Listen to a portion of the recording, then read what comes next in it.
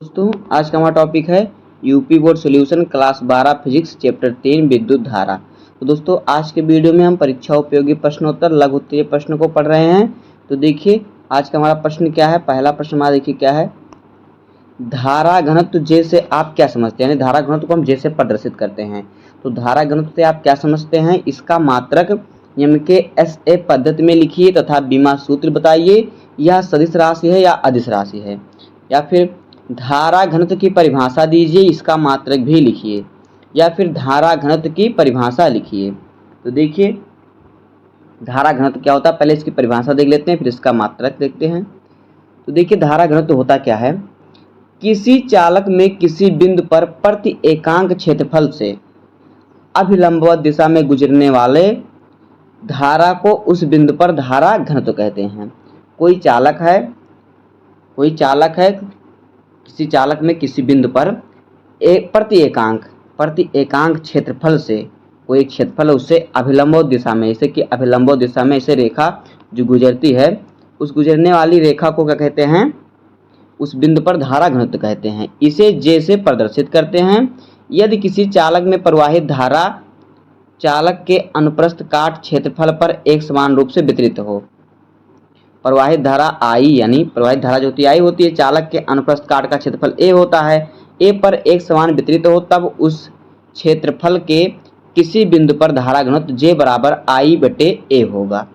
तो MKS पद्धति में इसका मात्रक एम्पेयर प्रति मीटर है और इसकी विमा क्या होती है AL के पावर -2।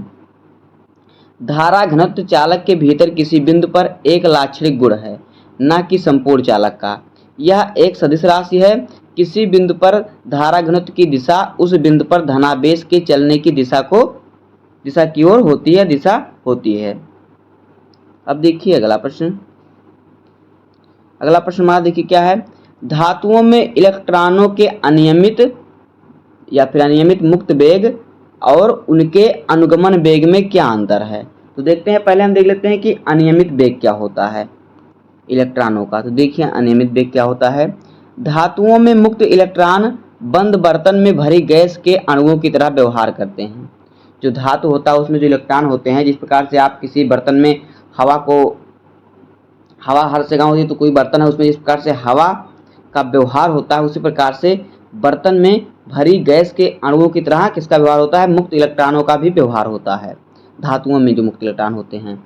तथा धातु के भीतर स्थित धन आयनों के बीच खाली स्थान में उच्च वेग 10 के पावर 5 मीटर प्रति सेकंड से अनियमित गति करते हैं। यह मुक्त इलेक्ट्रॉनों का वेग है, या फिर इसे कह सकते हैं अनियमित वेग है। देखिए इलेक्ट्रॉनों के अनियमित या मुक्त वेग को हम V से प्रदर्शित करते हैं। V सूत्र उसका V बराबर होता है रूट में 3kT/m। V क्या है, यहाँ पे अनियमित वेग है जिसका मात्रक मीटर प्रति सेकंड होता है। K जो है यहाँ पे क्या है, वोल्टेज मेन स्थिरांक है जिसका मान होता है 1.38 × 10 के पावर -23 जूल प्रति केल्विन। और T जो है, T है तापमान जो कि इसका मात्रक केल्विन में होता है। M जो है यह इलेक्ट्रॉनों का द्रव्यमान जो कि होता है 9.11 × 10 के पावर -31 किलोग्राम। तो ये इसका सूत्र हो गया। अब देखते हैं इसका मात्रक क्या होता है। तो देखिए अनियमित वेग का मात्रक होता है मीटर प्रति सेकंड, और अनियमित वेग का जो विमा होता है वो क्या होता है LT के पावर -1, जहाँ जो L है लंबाई है, T जो है समय है। अब देखिए अगला है हमारा टॉपिक क्या, अगला है हमारा अनुगमन वेग।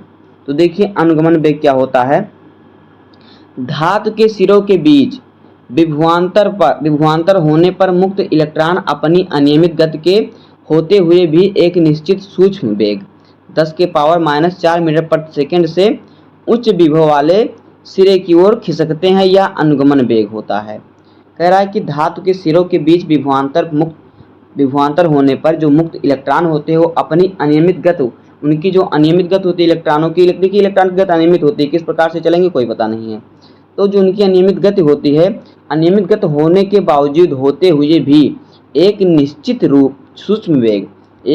सूक्ष्म वेग 10 के पावर -4 मीटर प्रति सेकंड, बहुत ही धीमी गति से उच्च विभव वाले सिरे की ओर खिसकते हैं। जिस पर विभव, जहाँ पर विभव कम होगा वहाँ से उच्च विभव की ओर धीरे धीरे वो क्या करते हैं, खसकते हैं। या खसकना ही क्या कहता है, अनुगमन वेग कहलाता है। अनुगमन वेग को v से प्रदर्शित करते हैं, इसका सूत्र होता है v बराबर I बटे NAE। जहाँ पे भी अनुगमन वेग होता है इसका मात्रक मीटर प्रति सेकंड होता है, आई जो होता है धारा होता है जिसका मात्रक होता है एम्पियर, और एन जो होता है मुक्त इलेक्ट्रॉनों की संख्या होती है, जिसका मुक्त इलेक्ट्रॉनों की संख्या होती है जिसका जो मात्रक होता है प्रति मीटर सेकंड कह रहा है यहाँ पे यूनिट आयतन में, और फिर ए जो होता है तार का क्षेत्रफल होता है जिसका मात्रक होता है मीटर स्क्वायर, और ई है इलेक्ट्रॉन पर आवेश जो होता है 1.6×10⁻⁻19 कूलाम। तो ये है अनुगमन वेग का सूत्र। अब देखते हैं इसका मात्रक क्या होता है। देखिए अनुगमन वेग का मात्रक होता है मीटर प्रति सेकंड, और अनुगमन वेग की जो विमा होती है क्या होती है L(T⁻⁻1), और यहाँ पे L जो है लंबाई है, T जो है समय है। तो बस दोस्तों आज की वीडियो में इतना ही। उम्मीद है कि आपको वीडियो पसंद आया होगा। अगर आपको वीडियो पसंद आया हो तो वीडियो को लाइक कर दीजिएगा, और चैनल पर नए हैं तो सब्सक्राइब कर दीजिए। मिलते हैं किसी नेक्स्ट वीडियो में, तब तक के लिए धन्यवाद। जय हिंद।